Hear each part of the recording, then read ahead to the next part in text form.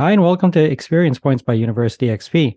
On Experience Points, we explore different ways we can learn from games. I'm your host, Dave Eng from Games-Based Learning by University XP. Find out more by going to universityxp.com. On today's episode, we'll learn from Dr. Ray Kimball from 42 Ed Games. Ray is an educator with over 2 decades of experience in games-based learning and collaborative professional development. As a former U.S. Army history teacher at West Point, Ray integrated games-based learning into every course he taught. He founded 42 Educational Games, Coaching and Design, 42 Ed Games for short, in 2020 to serve higher education faculty and help them harness the power of games-based pedagogy. With a doctorate in education in learning technologies from Pepperdine University and multiple publications, Ray is a dedicated educator committed to promoting innovation and development in the field. Ray, welcome to the show. Dave, thanks so much for having me. Super excited to talk to you today. Great. Thanks for being here. We appreciate it. I want to jump into the first question here, which I think is a very unique background, particularly in the games-based learning community. I'd like to talk a little bit more about your West Point history.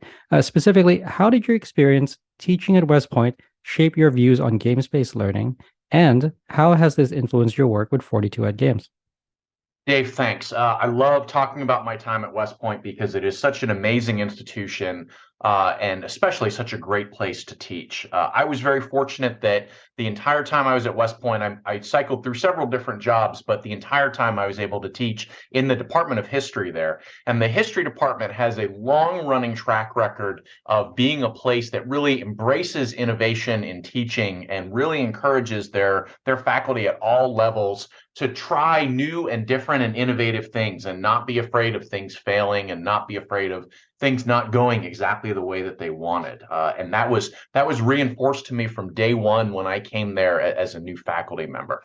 And it's really critical in that institution because there is such a large core curriculum there. You know, something like 30 courses out of 40 that the average cadet takes are core curriculum. And so that means that the cadet doesn't necessarily have a choice in what they're teaching there. So what does that translate to in a history classroom? Well, it means that of the 64 students that I was typically teaching in a semester, anywhere from 32 up to 2/3, 48 might not necessarily want to be there or might not necessarily really have the highest opinion of history.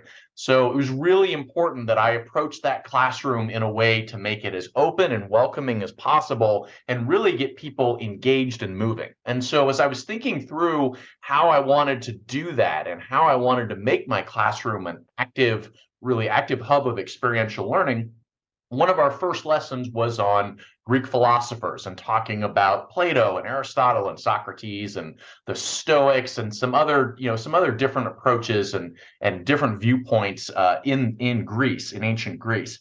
And I hit upon this idea of doing it as a role-playing exercise where I had my son at the time was 4 years old and was just going into school, into pre-K at that point. And so my pitch to the class was, your job is to teach my son. And specifically, I want you to make the pitch to me of how you're going to teach my son to be a good man and a good citizen based on your assigned area of Greek philosophy. So one group were Aristotelians, and one group were Socratics, and one group were Platonics, and so on. And I thought it would be a fun little exercise for like 10 or 15 minutes. It took over my entire class period. They were totally into it. They were engaged. They questioned each other and gave me great feedback and gave me great thoughts and wanted to keep rolling and rolling and rolling. And so at that point I said, okay, I'm on to something here, right? This whole games-based learning thing, there's something to this, and this is really powerful and really vital. And so from that point forward, I made it a point, I couldn't incorporate a game in every lesson. Not every lesson would lend it, but I made sure that, we typically divided a course into 3 blocks. So typically a third of each semester had a different kind of focus area. And I made sure that I had at least one classroom game in every block that I taught. And I saw the feedback from students. The classroom games were routinely the highest rated highest rated part of the course that I was teaching. Students really enjoyed it. And it wasn't just because it was, oh, this is fun and we can goof off and we can have a good time. I saw the impact on their learning as well. And I even got to experiment with using a game for a final exam at one point. And I Mm. saw some of the best results that I'd ever seen on a final exam when I got to run it that way. Wow. So all of that really just combined to reinforce to me how incredibly powerful game-based learning is, Mhm.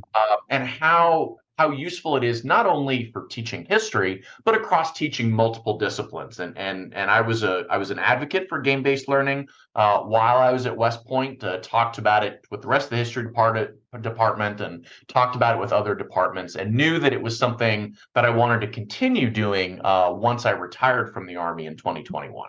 I see. Wow. Great. That's an incredibly interesting story. I did not know that about you basically challenging your history students to teach your son because, when I think about it, particularly with games, um, we put a lot of the onus and the agency on the players and the learners. And that's essentially what you did, right? With your Yeah. students for the first time, saying like, hey, listen, my son's 4 years old. You are considered the experts right now on Greek history. How do you teach a 4-year-old who really doesn't have any concept of history to begin with, specifically Greek history? And I really love that approach and putting that, I guess, that agency and really like that call and that discipline on your students themselves. Yeah, and I can't emphasize enough, these were not like upper level experienced students. This was a freshman world history survey course. These were first year students who had just come out of their summer training and were still like trying to figure out what their new identity was. And so Mhm. the fact that they just wholeheartedly embraced that and really kind of woke up in a way that I hadn't seen in the previous lessons in that class was just really awe-inspiring for me. Wow. Just as an aside, I know that at the Naval Academy they have plebe summer. Is there an West Point equivalent to that?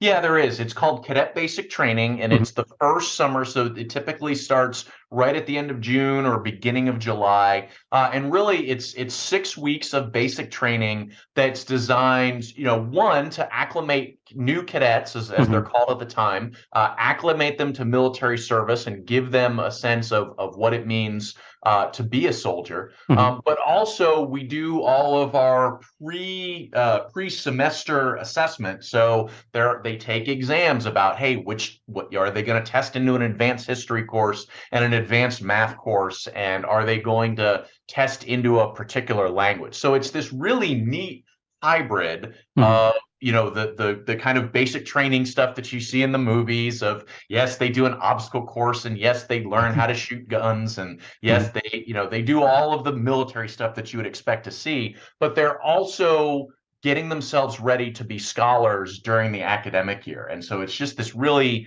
fascinating blend that you get to watch cadet identity evolve over the course of that summer until they roll into your classroom in the fall.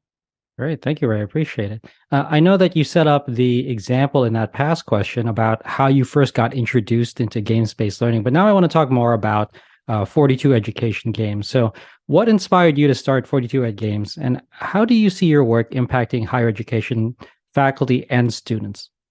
Yeah, so as I said, I made the decision that I was going to retire from the Army in 2021 after 26 years in uniform. I had a great time in service, got to do a lot of different jobs, but you reach a point where you say to yourself, okay, it's time to move on. And so when I thought about, what do I want to do next? What does the next phase of my life look like? There were a bunch of different options, right? I had previously been a strategist. I could have gone and done a government service job as a strategist in a command somewhere. I could have gone and taught either there at the academy as a civilian professor or elsewhere at a civilian institution of higher learning. And I really had to sit down and say to myself, what do I enjoy the most? What really gets me going? What makes me happy when I get up in the morning? And what I finally figured out after taking some time and thinking through it, and frankly, having some really great kind of scaffolded reflection opportunities that are built into the military transition process, what I really ultimately settled on was that the two things that made me happiest were games-based learning, as I mentioned before, and getting to see students do that, but then also working with faculty in general to help them realize their dreams, right? So my Mhm. last couple of years at West Point, I served as what's called the Chief of Faculty Development, which basically meant that I oversaw all the various faculty development opportunities that we offered for our military and civilian faculty. And I really enjoyed helping faculty in that way and seeing them get engaged. And so it kind of dawned on me that, hey, maybe there's room to combine the two here, right? Maybe Mhm. there's a way to help faculty use game-based learning. Because one of the things that I saw routinely when I would try to help out faculty is they would be like, hey, this looks fascinating. But boy, I don't feel like I have the time to integrate that. And so 42 Educational Games Coaching and Design was born out of that. And really the key idea there is that what I can do is I can connect with higher ed faculty, Mhm. assess not only their classroom context, but their institutional context to get a sense of what kinds of games might be best for them. Mhm. Go find that existing game and then bring it back to them and shape it in a way that they can take it and immediately put it to work in their classroom without any further headache and without any further problems. And then I Mhm. can do all of that for basically the cost of what they would pay to attend a professional development conference, so that service can stay within the budget that most faculty development departments, most departments allocate in terms of faculty development. So that's the primary way that Mhm. the work impacts higher education faculty. The other piece that I do, the and design piece, is that I do a lot of work as what's called a development editor Mhm. with faculty who are working on educational games of their own, but maybe just need some help getting that game to its next stage, right? Mhm. So maybe they just need help with a particular house style and formatting their game for a particular house style for publication. Or maybe they need some assistance with research, or maybe they need just a fresh set of eyes to think about game design or game mechanics for their game. Whatever the case may be, I've genuinely enjoyed that development editor work as well, and really helping faculty build new games that they can then continue to drive on with and that they can really see succeed in their own context and eventually even advance to the point where they can get it published. Mhm. Well, that's incredibly interesting, right? Because I feel that, particularly with games-based learning, and when I've talked to faculty members like you've done in the past, the big onus and the big challenge seems to be like, like where do I start? I teach this class, I Yeah. teach X, Y, and Z. Do I create a game? Do I just take a game and adapt it? And there's like so many questions that begin in a faculty member's mind where it can feel overwhelming. And I feel like you bring a lot of value basically to that challenge by saying, listen, you tell me what exactly, what your learning outcomes are, what your learning objectives are, what the objectives of the curriculum is. I will find the game, I will help you adapt the game, and I will help you use this game as another resource for teaching your students. That's incredible. Yeah, Dave, that's exactly right. And that's exactly the vision. And one thing that I'll add on that, in addition to learning about their own learning outcomes, the other piece that I really have to take into account is their institutional context, right? It doesn't do a faculty member any good if I recommend a game to them that is just not a good fit for their institution. And Hmm. just to give some examples of what I mean by that, there are some institutions that are fine with the idea of, let's say, a tabletop game and Hmm. love the idea of, hey, yeah, let's bring a board game into the class, no problem. But a role-playing game maybe is not a good fit for that institution Hmm. because they're risk averse and they're worried about showing up on TikTok or YouTube. Hmm. And there are some institutions out there that are fine with the idea of role-playing games, but maybe can't really support a digital game-based learning approach because they don't have the infrastructure and there's no kind of common platform for their students to use. So just as in my work, just as important as understanding that classroom context for the instructor, those learning outcomes you mentioned, the Hmm. student population, just as important is really understanding the institutional context so that when I deliver a game to that faculty member, they can be confident not only in using the game in their own space, but in sharing it more broadly in their institution and saying, hey, look at this cool thing that I'm doing. Hmm. Anybody else want to jump in on it? Exactly. I'm so glad that you brought that up because I know that another example, I guess, of a restriction in terms of institution is I believe some institutions are also adverse to anything that could be considered or interpreted as gambling. So if there's any sort of like randomization usually through dice, but I mean, there's a lots of other ways you can randomize things in games, like with cards and other things. And I think that making sure that you're really tailoring your approach, your adaptation for the game, for not only the faculty, not only the learning outcomes, but also the specific philosophy of that institution is also key. So I'm glad you brought that up. Yeah, thanks. Yeah, again, it's all about you've got to understand the institution and the faculty needs and find something that works well for both. Right. Now, Ray, I looked at your resume and it is quite storied, but there's one game in particular that stood out, and I was hoping you could share a little bit more about it.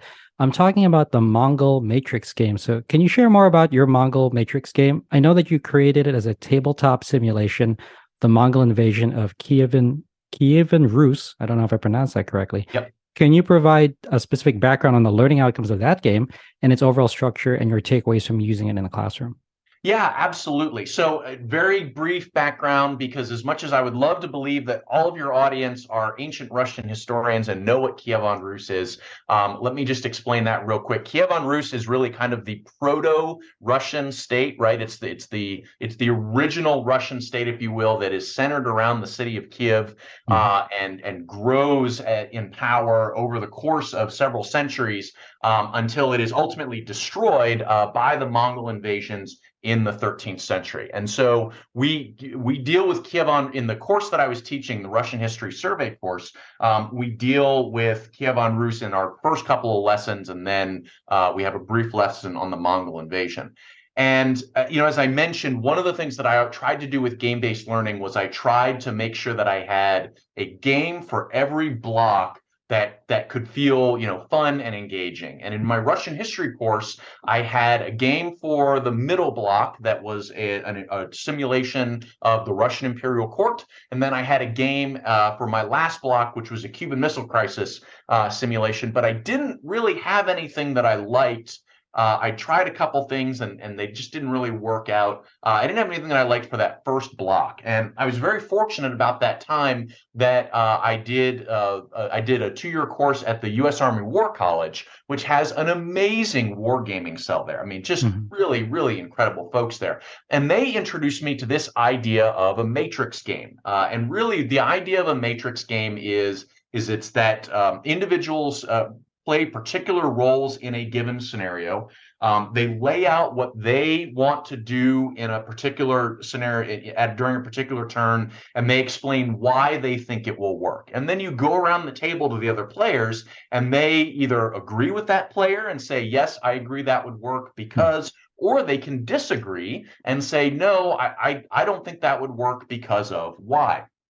And once the game master takes into account everybody's sense of things, they say, okay, you're going to need to roll, let's say, so for something that's probably easily going to happen, that everybody agrees is likely, hey, you need to roll with 2 dice, you need to roll a 3 or better in order to make that happen. But something that's harder, you might have to say, hey, you have to roll a 10 or better in order to get that. And so matrix games have been used for kind of complex simulations. The one that we were doing in War College was specifically talking about a defense of the Baltics, which, again, this was 5 years before the Russian invasion of Ukraine. Looks amazingly prescient now.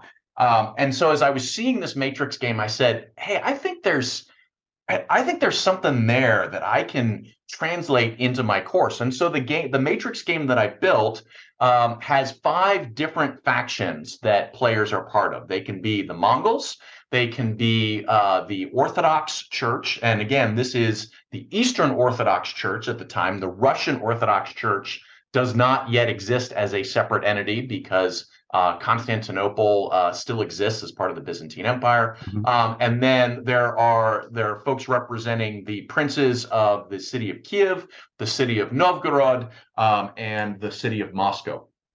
And so what the Mongol Matrix game does is it pits these players against each other. Now you would think, hey, this would be very simple, right? All the Russian states the cities just have to come together and band against the Mongols and they'll be fine. Well, there's a prisoner's dilemma element that comes in there, right? Which is, Mm-hmm. well, what if we band together, but one city drops out and cuts a separate deal? And am I going to get sacrifices because of that? So there's a fascinating interplay that goes on in the game, where students are having to think about, what are the actual tools of national power, diplomatic, informational, military, economic, that I can bring to bear. And it really, what I found, I ran it 4 times, a total of 4 times over 4 years. And what I found with cadets was that it really helped them envision the very complex social and economic and political environment that existed at the time, and ultimately why the Mongols were so successful in their invasion. And one extra thing that I'll say about the Mongol Matrix game is it's I have the materials. I'm happy to make the materials available to anyone.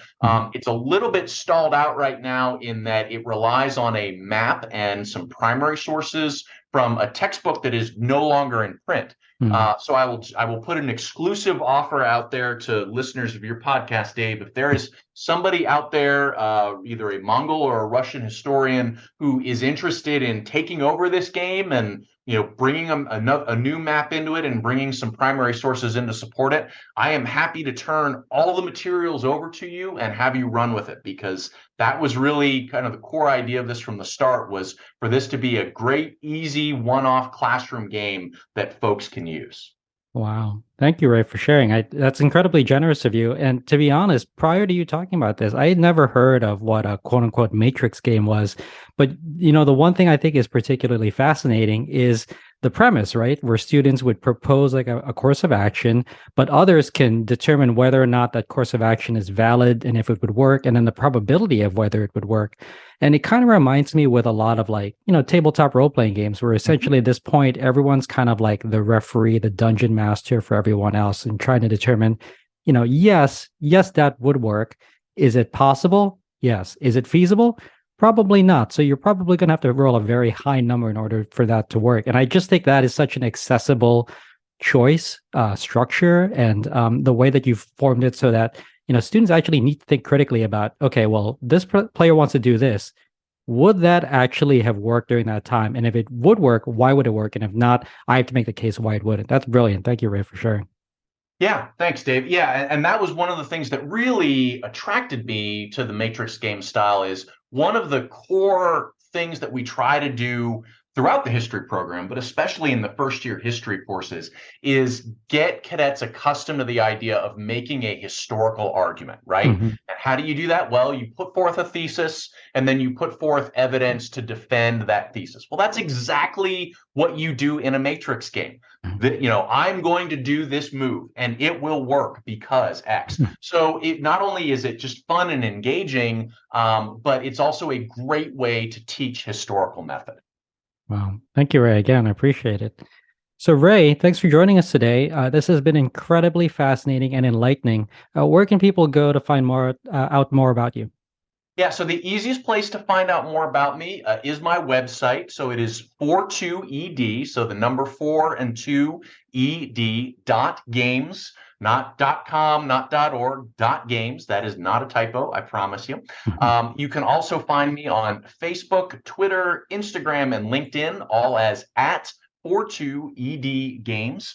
And if you're an email kind of person, and trust me, I get it why you might be an email kind of person and not a social media kind of person, you can always email me at Ray, R-A-Y, at 42ed.games. Great. Thank you, Ray. And also for all of our listeners, those links and Ray's email address will also be included in the show notes. So make sure you check it out there. So I hope you found this episode useful. If you'd like to learn more, then a great place to start is with my free course on gamification. You can sign up for it at universityxp.com/gamification. You can also get a full transcript of this episode, including links to references in the description or show notes. Thanks for joining us. Again, I'm your host, Dave Eng from Games-Based Learning by University XP. On Experience Points, we explore different ways we can learn from games. If you like this episode, please consider commenting, sharing, and subscribing. Subscribing is absolutely free and ensures that you'll get the next episode of Experience Points delivered directly to you. I'd also love it if you took some time to rate the show. I live to lift others with learning, so if you found this episode useful, consider sharing it with someone who could also benefit. Also, make sure to visit University XP online at universityxp.com. University XP is also on Twitter at university_XP, and on Facebook and LinkedIn as University XP. Also, feel free to email me anytime. My email address is dave@universityxp.com. Game on.